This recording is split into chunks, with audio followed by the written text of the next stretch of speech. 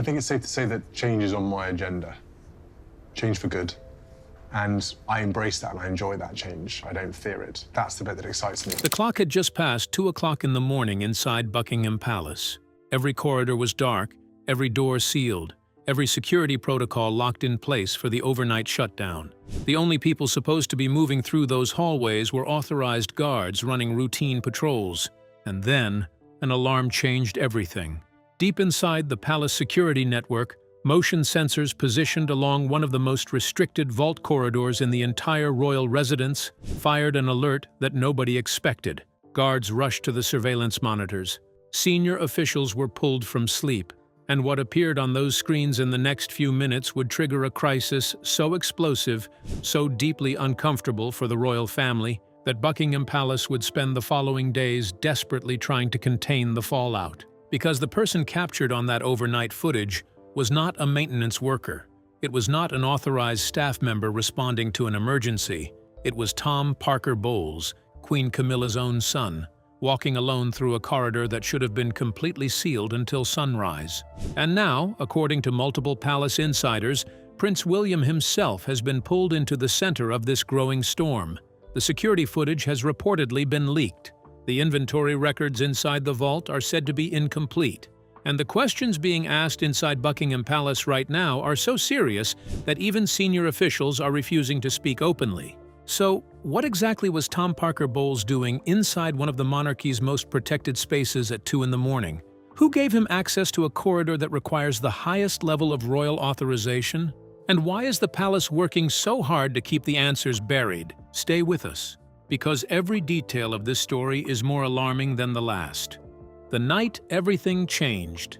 To understand why this moment sent shockwaves through the entire royal household, you first need to understand what the royal vault actually represents inside Buckingham Palace. This is not a storage room.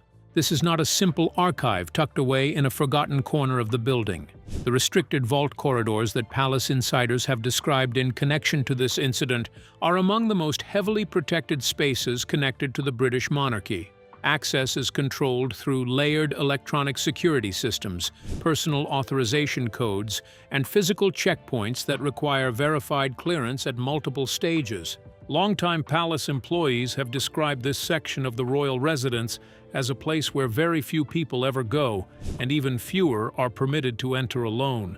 The vault is said to hold sensitive royal records, private family correspondence spanning generations, ceremonial documents of historical significance, and personal possessions connected to the monarchy that are almost never discussed publicly. Even senior staff members who have worked inside the palace for decades have limited knowledge of what exists beyond those secured doors. That level of secrecy is deliberate. It is maintained through strict procedure, private authorization systems, and an institutional culture that has protected those archives for longer than most living members of the royal family have been alive. Which is exactly why what happened on that particular night was so immediately alarming. The motion sensors triggered just after 2 o'clock in the morning, during a scheduled overnight lockdown period when movement through restricted areas should have been completely impossible without triggering multiple simultaneous alarms. At first, guards operating in the security control room treated the activation as a potential false alarm. Older royal properties occasionally experience sensor malfunctions, particularly in sections protected by aging surveillance infrastructure. Nobody wanted to escalate unnecessarily, but the electronic access logs told a different story. According to sources familiar with the internal review that followed, the logs reportedly showed movement inside the corridor during a window when it should have been completely inaccessible. Guards reviewing internal camera feeds expected to find a simple explanation: an authorized staff member, a technical fault, something ordinary. What they found was anything but ordinary. The footage allegedly showed Tom Parker Bowles entering the restricted hallway alone, moving through a space that required specific clearance he was not known to hold, at an hour when no private visitor should have been anywhere near that section of the palace. The discovery stunned overnight personnel immediately. This was not simply confusion about who appeared on screen. The deeper alarm came from the realization that nobody in the control room could immediately explain how he had gained access in the first place. The clearance required to enter that corridor could not be obtained casually. It required approvals connected directly to the royal household's most sensitive authorization channels. So how did he get through? That question spread through the palace security team within minutes. Supervisors began contacting senior officials. Private communications went out through encrypted channels. And somewhere in the early hours of that morning, the decision was made to contact Princess Anne, a woman whose reputation for discipline, directness, and absolute loyalty to royal procedure made her the natural focal point for a crisis of this nature. Anne was reportedly informed that unusual activity involving Tom Parker Bowles had been captured on surveillance cameras. The details she received in those first communications apparently disturbed her deeply enough that she demanded answers before dawn. And that, according to insiders, was when the situation inside Buckingham Palace escalated from a security concern into something far more serious. Before we go further, tell us in the comments, do you think there is an innocent explanation for why Tom Parker Bowles was inside that vault corridor at 2 in the morning? Or does something about this story feel deeply wrong to you? We want to hear your thoughts. Keep reading and keep that conversation going below. Princess Anne storms the palace. Princess Anne arrived at the palace before sunrise, and the atmosphere she walked into had already deteriorated significantly from the routine overnight operation it was supposed to be. Guards who normally handled late-night security with quiet efficiency were speaking in lowered voices. Senior aides were moving quickly between restricted areas, carrying information that not everyone was permitted to hear. The calm institutional rhythm that normally governed palace operations in the early hours had been completely disrupted, and it was clear to anyone watching that the concern spreading through staff quarters was not going to disappear with the morning shift. Anne wasted no time. According to palace sources, she immediately issued instructions to halt all movement around the restricted wing until a comprehensive review could be completed. Electronic access logs were frozen, security checkpoints were reinforced, and several officers were reportedly called into private meetings that began before most of the palace had even woken up. Those who worked alongside Anne that morning later described her as visibly shaken, not in the sense of emotional distress, but in the way someone reacts when they realize the situation in front of them is worse than they initially understood. When she reviewed portions of the overnight surveillance footage herself, her reaction reportedly left staff members deeply uncomfortable. She reportedly questioned why emergency protocols had not been activated the moment the sensors detected movement in that restricted corridor. She demanded to know why nobody could provide a clear and consistent explanation for how Tom Parker Bowles had entered the hallway without triggering an immediate alarm, and she pushed back aggressively against every attempt to soften or qualify what the footage appeared to show. This is the part of the story that palace officials were reportedly least prepared for, because the explanations they offered were not consistent with one another. Some security officers maintained that Tom may have received temporary authorization through internal channels connected to the royal household, a private arrangement that would not necessarily appear in standard access logs. Others rejected that explanation entirely, arguing that clearance for the vault section required a specific approval process that could not be easily bypassed or quietly arranged. The contradiction between those two accounts did not go unnoticed, and for Princess Anne, that contradiction was itself a serious problem, because it suggested either that palace security systems were not functioning properly, or that someone was not telling the full truth about what had happened overnight. Her frustration intensified when staff members failed to answer one particular question clearly. Who held access to the vault authorization codes on the night in question? That is not a minor administrative detail. That is the central question of the entire incident. If Tom Parker Bowles entered a secured corridor that requires specific authorization, then someone either provided him with that authorization, or someone helped him bypass the system entirely. There is no third option that makes the situation less serious. Behind closed doors, the concern that had been quietly forming since the security alert was first triggered began taking sharper shape. The royal vault was not a location someone could wander into through careless oversight. The security infrastructure surrounding that section of the palace existed precisely to prevent unauthorized access. For Tom to have appeared on those cameras in that corridor at that hour, something had to go wrong, either inside the authorization system or inside the human networks of loyalty and judgment that operated around it. Some staff members reportedly began whispering about the possibility of insider involvement. The idea that a palace employee might have opened secure doors remotely or helped someone bypass established procedures without leaving a visible record was deeply unsettling to people who had spent years trusting the institution's internal systems. No public evidence confirmed those fears in the hours that followed, but the uncertainty itself, the simple fact that nobody could provide a satisfying explanation for how this had happened, was enough to cast a long shadow over everyone working inside the royal residence that morning. And Princess Anne was not going to let that shadow pass quietly. Ask yourself this: if the explanations offered by palace security were already contradicting each other before sunrise, what does that tell us about what was actually happening inside those walls? Drop your thoughts below. We read every single comment. What the vault was hiding. By the afternoon following the overnight incident, palace officials quietly shifted their attention from the surveillance footage itself to something potentially far more troubling. They began examining the contents of the vault. The inspection was framed internally as a routine verification process, an effort to confirm that no damage had occurred and that everything inside the restricted archives remained in order. But what the inspection team reportedly discovered made the atmosphere inside the palace significantly darker. According to sources with knowledge of the internal review, several inventory records inside the vault failed to match archived listings that had been carefully maintained for years. Officials initially attempted to attribute the inconsistencies to outdated documentation or filing errors accumulated over time. Royal archives, by their nature, contain records that span centuries, and administrative confusion in institutions of that age is not uncommon.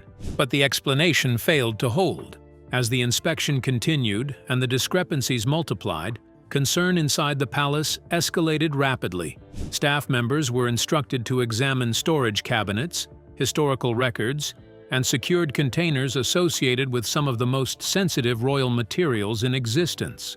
The vault reportedly held private correspondence from past monarchs, ceremonial documents with legal and historical significance, and personal possessions connected to generations of the British royal family that had never been publicly catalogued or discussed.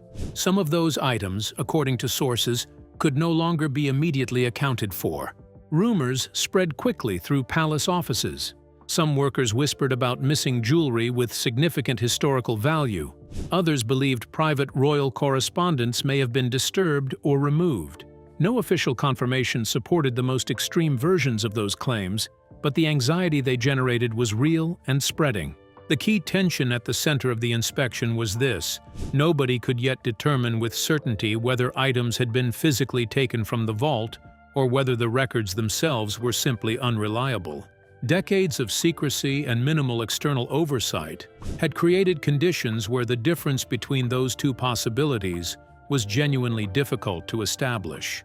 The monarchy's traditional resistance to transparency regarding its private archives meant that the baseline documentation required to identify what was missing had never been subject to independent verification. That institutional reality now created a serious problem.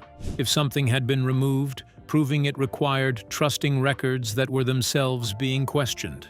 And if the records were simply inaccurate, explaining that publicly without appearing to minimize a genuine security breach was almost impossible.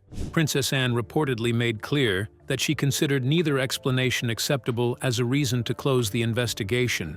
Her position, according to insiders, was straightforward.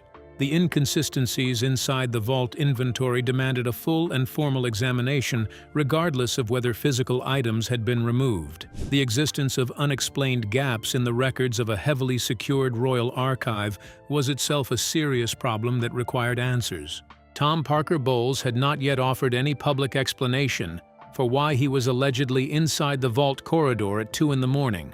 Representatives connected to him reportedly pushed back against the growing speculation, insisting no illegal activity had occurred, and arguing that the situation had been amplified beyond its actual significance by institutional panic and media interest.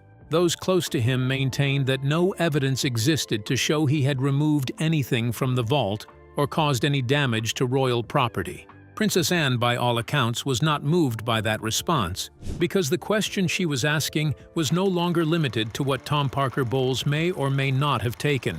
The deeper concern was what the vault incident had revealed about the security and accountability systems surrounding the monarchy's most sensitive materials. How long had those systems been operating below the standard they were supposed to maintain? How many people held access privileges that had never been properly reviewed? And who inside the palace was responsible for allowing those vulnerabilities to persist? Those questions frightened palace officials in a way that the original security alert had not, because they pointed inward toward institutional failures, private arrangements, and quiet exemptions that existed precisely because they had never been seriously challenged before. Prince William enters the storm. This is the moment where the story takes a significant turn, because while Princess Anne was leading the charge inside palace walls, another senior royal figure was reportedly being drawn into the controversy in ways that were becoming impossible to ignore. According to multiple sources connected to palace operations, Prince William became directly involved in the escalating crisis surrounding the vault incident. His involvement reportedly began with private briefings about what the security footage had captured and what the vault inspection had uncovered. But as the situation continued developing, his role reportedly expanded beyond receiving information. William, according to insiders, was deeply disturbed by what he was told. The vault in question is not simply a royal amenity. It is connected to the institutional core of the monarchy, to documents, records, and possessions that carry historical, legal, and personal significance for the royal family and for the crown itself. The idea that someone had entered that space without verified authorization, during overnight hours, without triggering an immediate institutional response, struck William as a serious breach, not just of security procedure, but of the trust and loyalty that royal life demands of everyone connected to the palace. His reaction, according to sources, aligned more closely with Princess Anne's position than with the quieter, more protective stance reportedly favored by Queen Camilla. William allegedly believed that allowing the matter to be absorbed and minimized behind palace doors would create a precedent that the monarchy could not afford, particularly at a time when public trust in the institution was already fragile and the scrutiny directed at the royal family had never been more intense. The dynamic this created inside the palace was profoundly uncomfortable, because on one side of the dispute stood Queen Camilla and her allies within the royal household, who reportedly believed the incident could and should be handled privately, without formal investigation and without public exposure. On the other side stood Princess Anne and, reportedly, Prince William, two of the most senior and respected figures within the family, pushing for accountability, transparency, and a formal process that would address the unanswered questions surrounding the vault. King Charles, according to palace insiders, found himself positioned in the increasingly difficult center of that divide. He reportedly attempted to calm tensions through private conversations while encouraging officials on both sides to avoid the kind of confrontation that could become public. But his efforts, by multiple accounts, satisfied no one completely. The pressure on both sides was too significant, the convictions too deeply held, and the stakes too high for quiet diplomacy to resolve. Staff members watching from the margins reportedly described the atmosphere inside the palace during this period as unlike anything they had experienced in recent memory. Meetings that should have been administrative became emotionally charged. Conversations that normally involved straightforward institutional decisions became exercises in navigating personal loyalty and family tension. The question being asked behind closed doors was no longer simply what had happened inside the vault. It was becoming something bigger and more troubling.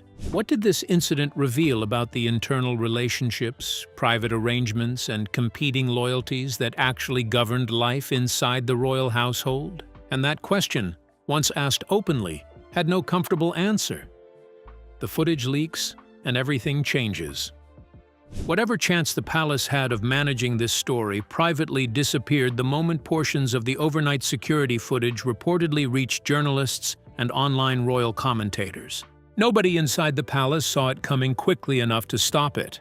By sunrise of the following day, television programs, Newspaper editors and royal discussion channels across Britain were already asking why Queen Camilla's son had allegedly appeared near one of the most restricted areas in the royal residence in the middle of the night. The story had escaped the walls of Buckingham Palace, and the communications team was now facing a crisis it had not been given the time or information to properly prepare for. The panic inside the palace communications office was reportedly immediate. Staff members began monitoring media coverage urgently while preparing possible response strategies in case additional footage reached public channels. Some advisors argued for complete silence, betting that without official confirmation, the story would eventually lose momentum. Others warned that silence was the most dangerous option available, because every hour the palace failed to provide a direct public statement created more space for speculation to grow. That speculation grew very quickly. Online commentators began constructing theories about what Tom Parker Bowles had been searching for inside the restricted corridor. Some suggested he may have been looking for sensitive royal records. Others raised the possibility that private family correspondence, perhaps connected to past controversies involving the monarchy, existed inside the vault and had drawn his attention for reasons connected to personal or legal interest. A smaller number argued there might be a completely innocent explanation buried beneath the growing noise, that the entire situation was a misunderstanding amplified by institutional secrecy and media appetite. But the palace's silence prevented any of those theories from being tested against official fact. And in the absence of official fact, the most dramatic theories always carry the most momentum. Former royal employees began appearing in media interviews discussing security practices inside royal residences. Some described the restricted archive areas as spaces protected by procedures that would be extraordinarily difficult to bypass without internal cooperation. Others suggested that certain aspects of palace security had long relied more heavily on personal trust and informal arrangements than on modern, verifiable accountability systems. None of those public comments directly accused anyone of wrongdoing, but they added weight and credibility to the suggestion that the vault incident was not a simple matter of someone wandering somewhere they should not have been. Inside the palace itself, the search for whoever leaked the footage became a secondary crisis running parallel to the original investigation. Some officials believed a concerned staff member had deliberately exposed the recordings because they feared the incident would otherwise be managed into invisibility. Others suspected that the internal divisions within the royal household had become severe enough that competing factions were now actively using the media as a weapon against each other. That possibility was deeply alarming to senior aides trying to maintain institutional stability, because if the leak was deliberate and strategic, it meant the palace was no longer simply dealing with an external security breach. It was dealing with an internal one. Princess Anne reportedly viewed the leak as definitive confirmation that the controversy could not be contained through private management. The story was now public. The footage was circulating, and the monarchy needed to provide answers, not because the media demanded them, but because the institution's credibility required them. Queen Camilla, according to insiders, remained deeply resistant to that position. Her concern was not simply about protecting Tom Parker Bowles from scrutiny.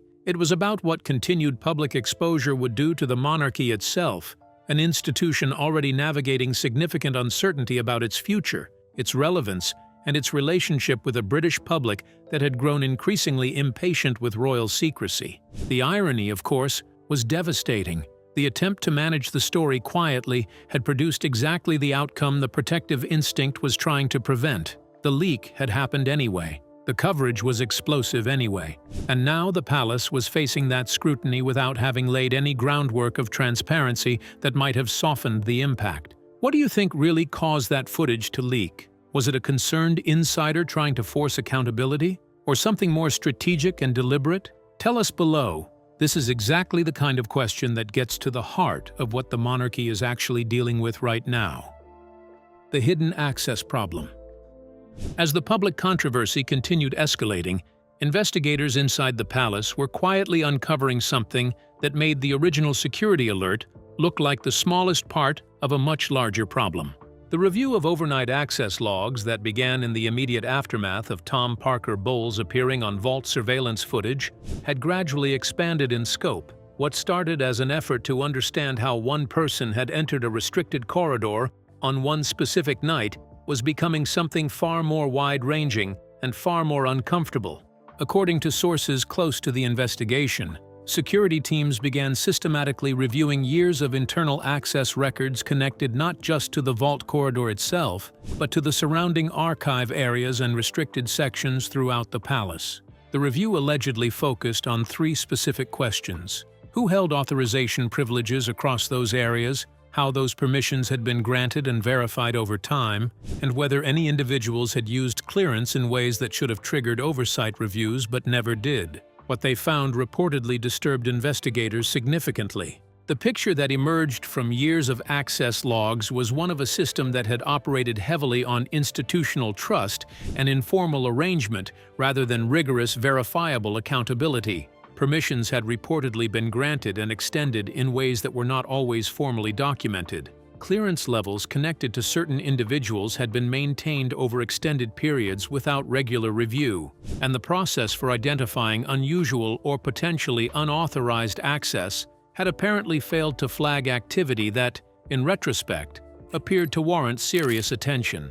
The royal vault and its surrounding archives had been protected by procedures designed for a different era, one in which the small number of people with any connection to those areas could be managed through personal relationship and mutual trust, rather than through modern security architecture. That system had worked quietly and without incident for decades, but the overnight alert involving Tom Parker Bowles had exposed its fundamental vulnerability. If informal arrangements could grant access to restricted areas without generating alerts in a security system designed to prevent exactly that, then the incident involving Camilla's son may not have been the first time something unusual had occurred inside those corridors. It was simply the first time it had been captured clearly enough, at an unusual enough hour, to be impossible to dismiss. That possibility created a new layer of institutional anxiety inside the palace, because it raised a question that nobody wanted to answer publicly. How many times had access to the most sensitive royal archives occurred through channels that bypassed formal procedure? And how many of those instances had gone completely unexamined?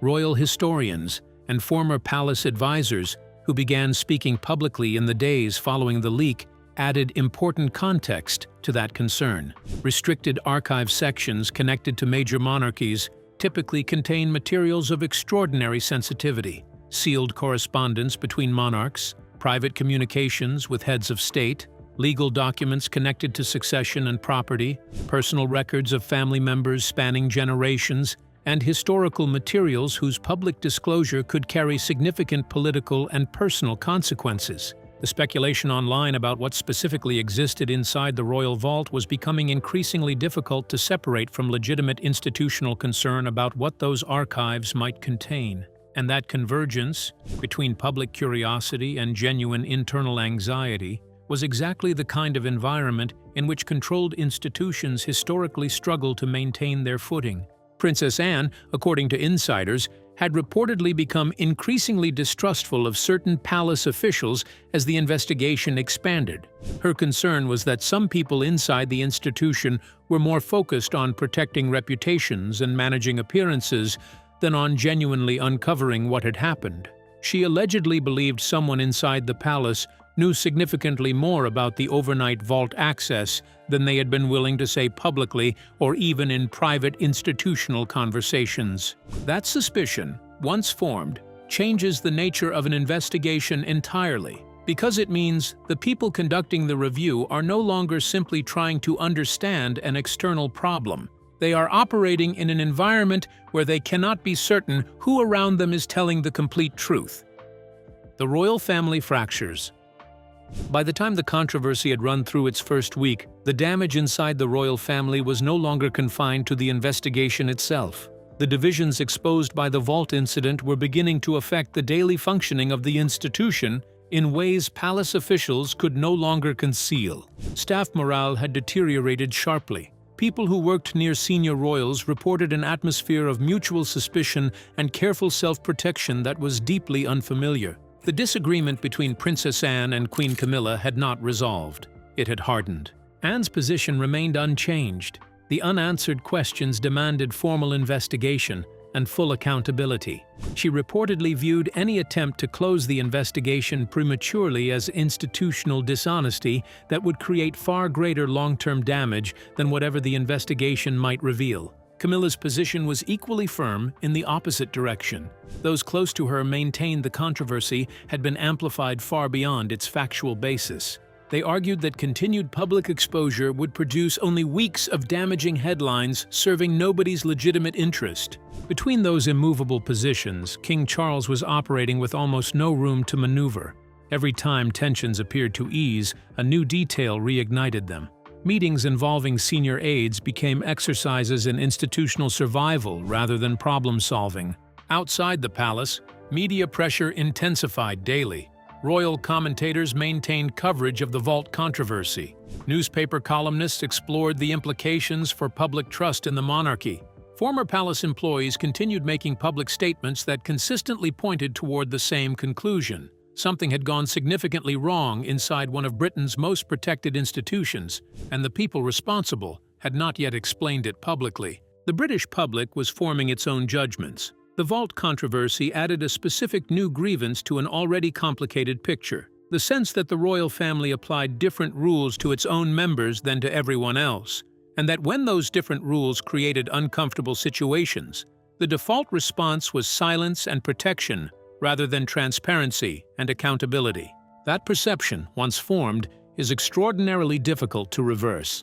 The questions nobody will answer. We are now at the point in this story where the most important truths remain buried. Here is what we do not know. We do not know how Tom Parker Bowles entered the restricted vault corridor. The competing explanations offered by palace security have never been reconciled publicly. One of them has to be wrong. Nobody has explained which one or why. We do not know what the inventory discrepancies inside the vault actually represent. Palace officials have not confirmed whether anything was removed, whether records were simply inaccurate, or whether the inspection uncovered something more serious. The silence on this question has been total and deliberate. We do not know who leaked the security footage or why. The internal investigation has produced no public conclusion. The possibility that the leak was strategic has never been addressed directly by anyone with authority to speak. We do not know what Prince William's involvement has produced. His reported alignment with Princess Anne's position has not translated into any public statement or official action that can be independently verified.